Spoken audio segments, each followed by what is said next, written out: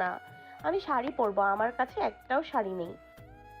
বাচ্চাদের তো শাড়ি থাকে না, তুমি বড় হলে তারপর শাড়ি পরবে, ঠিক আছে? না, আমি শাড়ি পরবোই পরবো। ইভান ঘরে ঢুকে অরুণিকার চেঁচামেচি শুনে বলে। ও চিৎকার করছে কেন? আনা পুরো ব্যাপারটা বলতে ইভান বলল। এসব ডং করতে হবে না, নাচে তো পারো না, আবার শাড়িও পরবে। অরুণিকা ইভানের উপর কথা বলার সাহস পায় না। ইভানের ধমকটাই কান জ্বালিয়ে দেওয়ার মতো ভয়ঙ্কর, তাই সে উঠে চলে গেল। পরের দিন আহানাব শতাব্দীকে ফোন করে বাসায় আসার জন্য বলে। এরপর অরুণিকার জন্য দোকান থেকে একটা শাড়ি কিনে আনে। বাসায় এসে অরুণিকাকে শাড়ি দিতে যাবে, তখনই দেখলো অরুণিকা আগে থেকে একটা শাড়ি হাতে নিয়ে বসে আছে। তুর্য আহানাফের কাছে এসে বলে। টিঙ্কারের জন্য একটা শাড়ি কিনে এনেছেন, দেখ কেমন হয়েছে। আহানাফের হাতের প্যাকেটটা দেখেই মন বলে। তোর হাতে কি? আহানাফ নিজেকে স্বাভাবিক করে বলল। আমিও কিনে এনেছিলাম, থাক, ফেরত দিয়ে দেব। ইভান ভ্রুকুচকে বলল। ফেরত দিতে হচ্ছে কেন? একজনের দুইটা শাড়ি থাকতেই পারে। তুর্যা আহনাফের দিকে ভ্রুকুচকে তাকাতেই বেল বেজে উঠল।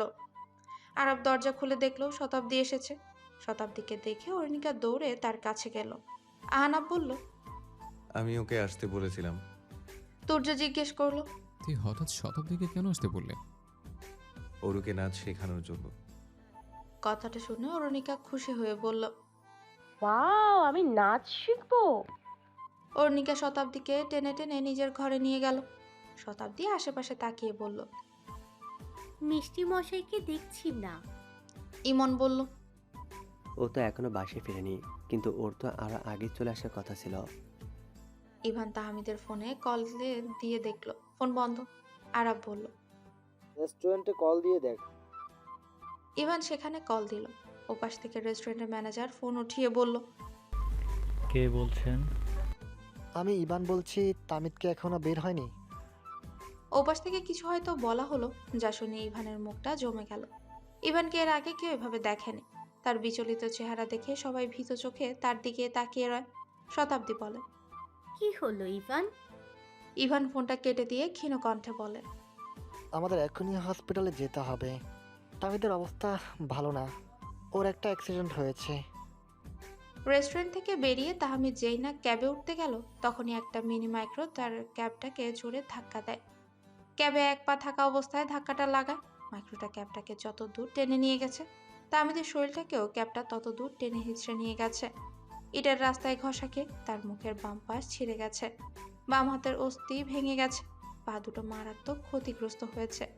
ডাক্তার জানিয়েছে আপাতত কয়েক মাস পর দুপায়ে ভর দিতে পারলেও সে কখনোই বেশিক্ষণ হাঁটাহাঁটি করতে পারবে না। জোরে হাঁটা তো অসম্ভব। প্রায় 5 দিন পর তাহমিদকে রিলিজ দেওয়া হলো। হাসপাতালে 5 দিনের বিল, অপারেশনের খরচ আর তাহমিদের ওষুধের পেছনে তুর্যের পুরো সঞ্চয় শেষ হয়ে গেছে। আহনাফও বাইক কেনার জন্য অনেক মাস ধরে টাকা জমা ছিল, সেই টাকাগুলো তাহমিদের পেছনেই খরচ হয়ে গেছে। এখন 5 জনই পড়াশোনা কাজ সব বাদ দিয়ে 2 সপ্তাহ ধরে তাহমিদকে নিয়ে ছোটাছুটি করছে। এদিকে ইভান মাইক্রোবাস চালকের উপর মামলা করে এসেছিল। এখন এই মামলা চালাতে গেলে আর কোনো টাকাই অবশিষ্ট থাকবে না, তাই শেষমেশ মামলাটা উঠিয়ে নিতে বাধ্য হলো। মামলা উঠানোর পর বাসায় এসে ইভান চুপ করে বসে রয়। মাইক্রোবাসের চালককে তার মালিক ঝামেলায় পড়তে দেননি। তিনি সম্মানের সাথে চালককে ফিরিয়ে এনেছেন, আর ইভান কিছুই করতে পারল না। মামলা উঠানোর পর থেকে ঘরে নীরবতা বিরাজ করছে। অর্ণিকাও এখন সেই নীরবতা বুঝতে পারছে। সে ইদানিং তাহমিদের কাজগুলো কাঁচা হাতে করার চেষ্টা করে। অর্ণিকা এখন প্রতিদিন সবার কাপড় ভাঁজ করে আলমারিতে তুলে রাখে, ঘরটাও ঝাড়ু দিয়ে ফেলে। এতদিন তাহমিদই তাকে খাইয়ে দিত, এখন সে নিজে হাতে খায়, আবার নিজের প্লেট নিজেই ধুয়ে ফেলে। তুর্য আর ইমন এসব দেখে প্রথম কয়েকদিন তাকে আটকাতে চেয়েছিল, আর নিজেরাই সেই কাজগুলো করতে চেয়েছিল, কিন্তু আরাফি তাদের বারণ করেছে। যদিও অরুণিকা এখনো ছোট, কিন্তু তাকে এখন থেকেই নিজের কাজ নিজে করা শিখতে হবে, কারণ আজ তাহমিদের সাথে অনেক বড় দুর্ঘটনা ঘটেছে। কাল বাকিরাও যে সুস্থ থাকবে এর কোনো নিশ্চয়তা নেই। তখন তো অরুণিকাকে একাই চলতে হবে, তাই এখন থেকে তাকে এই কাজ শিখতে হবে, সংসারের কাজগুলোও বুঝে নিতে হবে। তাহমিদের পরিবর্তে এখন রান্নার কাজ আহনাফ আর আরাফ ভাগাভাগি করেই করে। মাঝে মাঝে শান্তি অথবা সুরাই এসে রান্না করে দেন, আবার মাঝে মাঝে মাওসিয়া তার শতাব্দীও নিজেদের বাসা থেকে রান্না করে নিয়ে আসে। বিকেলে তুর্য বারান্দায় বসেছিল, ইমন তার পাশেই বসা। তুর্য ইমনকে দেখে দুর্বল হয়ে পড়ল। সে ইমনের কোলে মাথা ফেলে দিয়ে ফুপিয়ে কেঁদে উঠল। ইমন তুর্যকে ঝাঁকিয়ে বলল। কাঁদছিস কেন? কি হয়েছে? তুর্য চোখ মুছতে মুছতে বলল। তাহমিদের জন্য খারাপ লাগছে, এখনও দাঁড়াতে পারছে না, হুইল চেয়ারে বসে আছে। আর ওদিকে ওর এই অবস্থা যে করেছে তার কোনো শাস্তিই হলো না। ইমন বলল। এটাই তো দুর্ভাগ্য, টাকার জন্য মানুষ অনেক নিঃস্ব হয়ে যায়। আমাদের পরিবারের খুনিদের এখনো শাস্তি হয়নি। যেখানে আমরা তাহমিদের জন্য এতটুকু করতে পারলাম না, সেখানে সেই খুনিদের কিভাবে শাস্তি দেব? আমরা তাদের বিরুদ্ধে কখন প্রমাণ পাবো? কখন আদালতে তাদের শাস্তির রায় হবে? আদৌ রায়টা আমাদের পক্ষে হবে কিনা এর নিশ্চয়তা নেই। তুর্যের কথা শুনে পেছন থেকে ইভান বলে ওঠে। কে বলেছে রায় আমাদের পক্ষে হবে না? যখন রায় আমরা দেব, সেখানে বিপক্ষে থাকার প্রশ্নেই ওঠে না। তুর্য মাথা তুলে ইভানের দিকে তাকায়। ইমনও ইভানের কথা শুনে অবাক হলো। ইভান বলল। খুনিদের একমাত্র শাস্তি মৃত্যু, আর তা আমি নিজের হাতে ওদের দিব। একটা একটা করে আমি ওদেরকে খুঁজে বের করে আমি নিজে ওদেরকে মারব। ইমন বলল। ভাই, তুই খুন করবি? এটাকে খুন বলে না, এটাকে ন্যায় বিচার বলে। হত্যার বদলে হত্যা, এটাই তো বিচার। এখন বিচার বিভাগের উপরে আমার কোনো আস্থা নেই, তাই আমি ওদের নিজের হাতে শাস্তি দিব। আর ওই মাইক্রোবাস চালককে আইনগত শাস্তি দিতে পারিনি তো কি হয়েছে? ওর তো আপাতত শাস্তি হয়ে গেছে। তুর্য বলল। মানে কেমন শাস্তি? আয়না পেছন থেকে এসে বলল। হত্যার বদলে হত্যা, আঘাতের বদলে আঘাত। ইমন বলল। ভাই, তোরা কথাটা এভাবে ঘোরাচ্ছিস কেন? সোজাসুজি বল না। আমি আর ইভান মিলে গতকাল ওই লোকটাকে ইচ্ছে মতো পিটিয়েছি। লোকটা যেই নতুন মাইক্রোটা চালাচ্ছিল সেটাও ভেঙে দিয়ে এসেছি। তার লাইসেন্সটাও পুড়িয়ে ফেলেছি। তার পকেটে যা টাকা ছিল সব রাস্তায় বসা ভিক্ষুকদের মধ্যে ভাগাভাগি করে দিয়ে চলে এসেছি। ওই লোকটা অন্তত 2-3 দিন বিছানা ছেড়ে উঠতে পারবে না। লোকটা তোদের দেখেনি? না, আগে মুখে পিপার স্প্রে করেছি, তাই চোখ খুলতে পারেনি। ইভান বলল। তামির যে শাস্তি পাচ্ছে সেটার তুলনায় এই শাস্তি খুবই নগণ্য ছিল, কিন্তু তবুও এখন একটু শান্তি লাগছে। এদিকে শতাব্দী তাহমিদের ঘরে এসে তার পাশে বসলো। তাহমিদ কারো উপস্থিতি পেয়ে চোখ খুলল। শতাব্দীকে দেখে সে উঠে বসতে যাবে, তখনই শতাব্দী তার হাত ধরে বলল।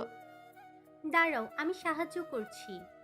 শতাব্দী তাকে ধীরে ধীরে বসালো। তাহমিদ ক্ষীণ কণ্ঠে বলল। কখন এসেছো? একটু আগে।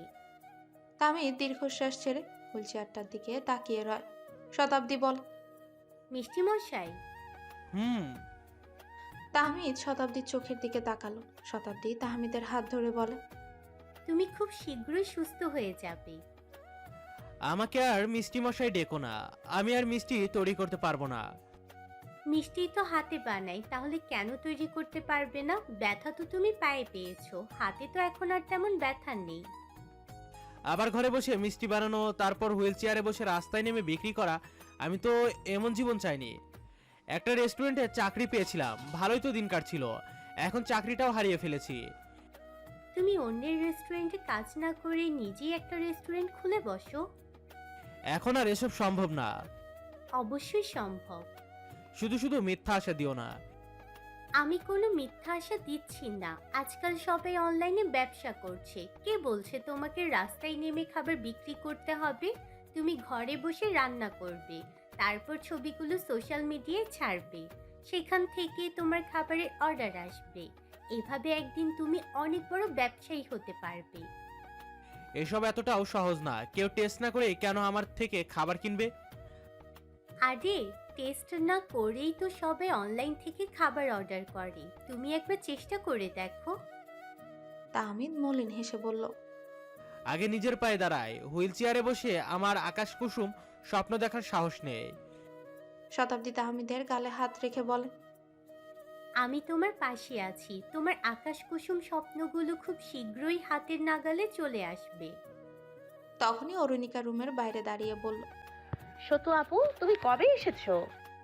শতাব্দী হেসে বলল। এই তো একটু আগে। কেমন আছো সখী? ভালো আছি। শুনলাম মিষ্টি মশাইয়ের ভাগের কিছু কাজ তুমিও করছো। অরুণিকা বিছানায় উঠে তাহমিদের পাশে বসে বল। আমি সকালে উঠেই ব্রাশ করে নিজে নিজে স্কুলের ড্রেস পরি, নিজ হাতে নাস্তা করি। আরাফ এখন আর আমাকে জুতো পরিয়ে দেয় না, আমি নিজেই পরতে পারি। এরপর বাসায় এসে সব গুছিয়ে রাখি আর তাহমিদকে দেখাই। ওর খুব পছন্দ হয়, তাই না? তাহমিদ হেসে বলল। হ্যাঁ, অনেক পছন্দ হয়। অরুণিকা হামাগুড়ি দিয়ে টেবিলের উপর থেকে একটা ক্রিম নিয়ে তাহমিদের পায়ের কাছে এসে বসলো। শতাব্দী বলল। কি করছো সখী? ডক্টর বলেছে প্রতিদিন 3 বেলা পুরো পায়ে এই ক্রিমটা লাগাতে হবে, বিশেষ করে হাঁটুতে আর গোড়ালিতে। তারপর খুব তাড়াতাড়ি তাহমিদ হাঁটতে পারবে। তাহমিদ মুচকি হাসলো আর বলল। এই কাজটা অরুণিকা নিয়েছে। ও সময় মতো আমাকে ওষুধ খাইয়ে দেয়, পায়ে ক্রিমটা মালিশ করে দেয়। আমাদের অরুণিকা অনেক সংসারী হয়ে গেছে। কিছুক্ষণ পর আহনাব রুমে ঢুকে তাহমিদের পাশে চেয়ার টেনে বসে। তখন শতাব্দী বল। আমি বাসায় বলেছি কয়েকদিন এখানে থাকবো। তাহমিদ আর আহনাব অবাক হয়ে শতাব্দীর দিকে তাকালো। তাহমিদ বলল। তারপর? কিন্তু মা অনুমতি দিচ্ছেন না। আহনাব বলল। অনুমতি দেওয়ার কথাও না। তুমি একা উপযুক্ত একটা মেয়ে একটা ব্যাচেলর বাসায় এসে থাকবে, এটা তো সুন্দর দেখায় না। অরুণিকা বলল। কেন সুন্দর দেখাবে না? আপু আমার সাথে থাকবে। আপু তোমার বোন বা কাজিন হয় না যে তোমার সাথে থাকতে দেবে। তাহমিদ শতাব্দীকে বলল। তুমি এখানে কেন থাকার কথা বলছো? শতাব্দী বলল। কেন আবার? তোমার দেখাশোনা করার জন্য। 2 সপ্তাহ পর শতাব্দীর উচ্চ মাধ্যমিক পরীক্ষা শুরু হবে, কিন্তু তার মনোযোগ একটুও পড়াশোনায় নেই। সে তাহমিদের ভাবনায় ডুবে আছে। সকালে নাস্তা করেই সে তাহমিদকে দেখতে চলে গেল। বাসায় ইমনি তাহমিদের সাথে ছিল। শতাব্দীকে দেখে সে বলে। শতাব্দী, তুমি কি কয়েক ঘন্টা বাসায় থাকতে পারবে? আমি একটা কাজে বের হব, এরপর অরণিকাকে স্কুল থেকে আনতে যাব। আমি না আসা পর্যন্ত থাকবে? শতাব্দী ব্যস্ত কণ্ঠে বলে। হ্যাঁ হ্যাঁ অবশ্যই, কেন থাকবো না, তুমি যাও। তাহমিদ তখন হুইল চেয়ারে বসে শতাব্দীর উৎসাহিত মুখের দিকে তাকিয়েছিল। সে মনে মনে ভাবছে, শতাব্দী আমার সাথে থাকার জন্য এত উৎসুক হয়ে যাচ্ছে কেন? ওই দিন বাসায় বলেছিল এখানে এসে থাকবে। ও কি আমার প্রতি দুর্বল হয়ে যাচ্ছে? ইমন চলে যাওয়ার পর শতাব্দী মেন দরজা আটকে দিয়ে তাহমিদের হুইল চেয়ারের পাশে এসে দাঁড়ায়। তাহমিদ শতাব্দীকে বলে। তুমি নাস্তা করে এসেছো? হ্যাঁ, তুমি খাওনি? তাহমিদ মাথা নেড়ে হ্যাঁ বলল। শতাব্দী হুইল চেয়ারটা ঠেলে ঠেলে বারান্দায় নিয়ে গেল। তারপর হুইল চেয়ারের ঘেঁষে মেঝেতে বসে পড়ে। তাহমিদ চুপ করে রয়। শতাব্দীও কিছু বলছে না, কিন্তু এই নীরবতায় যেন অনেক কিছুই বলে দিচ্ছে। তাহমিদ গলা খাকারি দিয়ে নীরবতা ভাঙল। শতাব্দী তাহমিদের চোখের দিকে তাকালো। তাহমিদ সেই চোখের গভীরে ভিন্ন কিছু দেখে ফেলেছে, তাই সে কিছুক্ষণ পর চোখ সরিয়ে নিল। শতাব্দী কাঁপা কাঁপা কণ্ঠে বলে। তোমার অ্যাক্সিডেন্ট হওয়ার পর থেকে আমার কিছুই ভালো লাগছে না, বাসে একদম মন বসে না, মনটা সবসময় এখানেই পড়ে থাকে। তাহমিদ অবাক হয়ে বলল। কেন? শতাব্দী তাহমিদের প্রশ্ন শুনে অভিমানী দৃষ্টিতে তার দিকে তাকালো। তাহমিদ বলল। তোমার আমাকে নিয়ে এত চিন্তা করতে হবে না, আমি তো একা থাকি না। আরাপ, তুর্য, ওরা সবাই আমাকে দেখছে। ওদের মতো বন্ধু থাকতে আমার কিছুই হবে না। শুধু কি বন্ধুরাই চিন্তা করে, আর কারো বুঝি চিন্তা হয় না? তাহমিদ প্রসঙ্গ পাল্টে বলল। এখন অরুণিকাও আমার যথেষ্ট যত্ন নেয়। শতাব্দী অভিমানী কণ্ঠে বলল। ছোট সখীর যত্ন আর আমার যত্ন কি এক? তাহমিদ কিছুক্ষণ চুপ করে রয়। শতাব্দীর প্রশ্নের কোনো উত্তর দিল না। কিছুক্ষণ পর তাহমিদ বলল। আমি ভিতরে যাচ্ছি। কেন? এখানে কি সমস্যা? এই মিষ্টি হাওয়া কি তোমার ভালো লাগছে না? না, মাথাটা ভারী ভারী লাগছে। তাহমিদ হুইল চেয়ারে চালাতে যাবে, তখনই শতাব্দী পেছন থেকে হাতল ধরে বলে। কোথায় যাবে বলো, আমি নিয়ে যাচ্ছি। আমার ঘরে। শতাব্দী তাহমিদকে ঘরে নিয়ে যেতে সে ওঠার চেষ্টা করতে যাবে, তখনই শতাব্দী তাকে ধরে বলে। কোথায় যাচ্ছ? ওয়াশরুমে যাব। শতাব্দী কিছু একটা ভেবে বলল। কিভাবে যাবে? তুমি তো এখনো পায়ে ভর দিতে পারো না। তাহমিদ মনে মনে ইমনকে বকে যাচ্ছে। শতাব্দী বলল। আমি নিয়ে যাব। তাহমিদ ভ্রুকুচকে শতাব্দীর দিকে তাকালো। শতাব্দী ব্যস্ত কণ্ঠে বলল। এত ভাবাভাবির কিছু নেই, চলো আমিই নিয়ে যাচ্ছি। আমি তোমাকে বসিয়ে দিয়ে চলে আসবো। হুইল চেয়ারটা টেনে ওয়াশরুমের কাছে আনতে তাহমিদ শতাব্দীকে বলে, তুমি রুমের দরজা বন্ধ করে বাইরে যাও। কিন্তু তুমি। তোমাকে যেতে বলছি, যাও। শতাব্দী বের হয়ে বাইরে দাঁড়িয়ে রয়। তাহমিদের অপেক্ষায় রুমের বাইরে পায়চারি করতে করতে হঠাৎ তার ড্রয়িং রুমে রাখা টেবিলের উপর চোখ পড়ে। কাছের টেবিলের নিচে একটা কাগজ ছেড়ে দেওয়া হয়েছে। সেখানে তাহমিদের খাবার আর ওষুধের সময়সূচি লেখা আছে। শতাব্দী ঘড়ির দিকে তাকিয়ে দেখে এখন তাহমিদকে ফল কেটে দিতে হবে।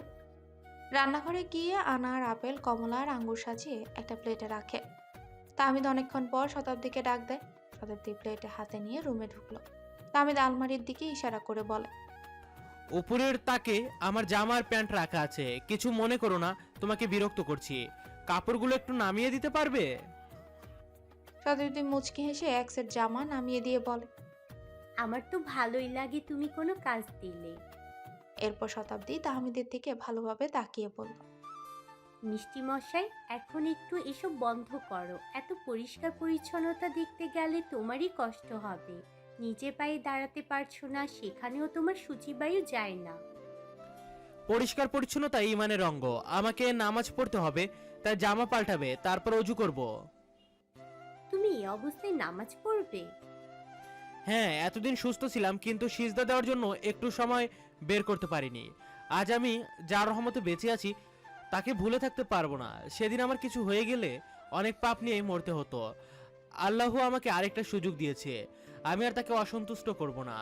এমনিতেই ছোটখাটো অনেক পাপ করি, নিজেকে পুরোপুরি শুদ্ধ করতে অনেক সময় লাগবে। অন্তত একটা ভালো কাজ করলে কিছুটা ভারমুক্ত হব। শতাব্দী মুগ্ধ হয়ে তাহমিদের কথা শুনছে। সে বলল, আমি তোমাকে অজু করিয়ে দিতে পারবো। তাহমিদ মুচকি এসে সম্মতি দিল। শতাব্দী এরপর রুম থেকে বেরিয়ে গেল আর তাহমিদ একা একাই কাপড় পাল্টাতে লাগলো। তাহমিদের অনেক কষ্ট হচ্ছিল। শতাব্দীর তা দেখে অনেক খারাপ লাগছে। সেই মনকে ফোন দিয়ে বলে। ইমন, কোথায় তুমি?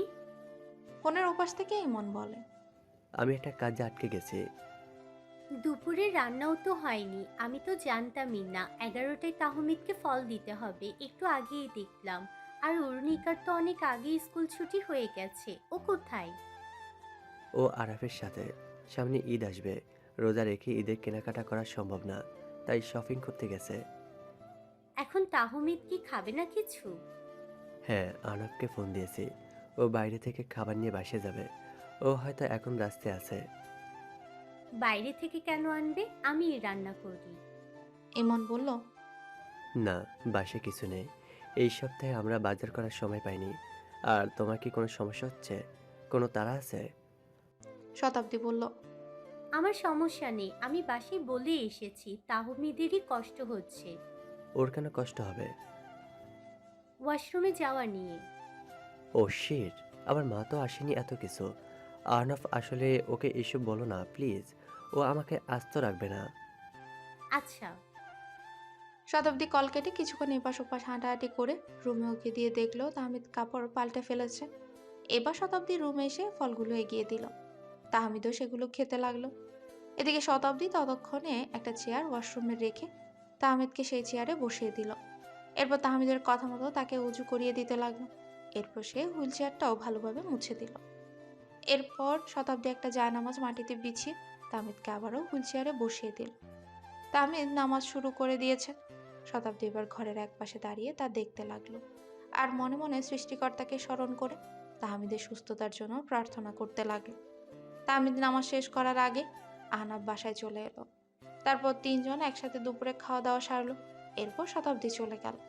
বিকেলে আরাফ অরুণিকাকে নিয়ে বাসায় ফিরল। অরুণিকা তাহমিদের সামনে এসে বলে, তুমি দুপুরে পায়ে ক্রিম লাগিয়েছো?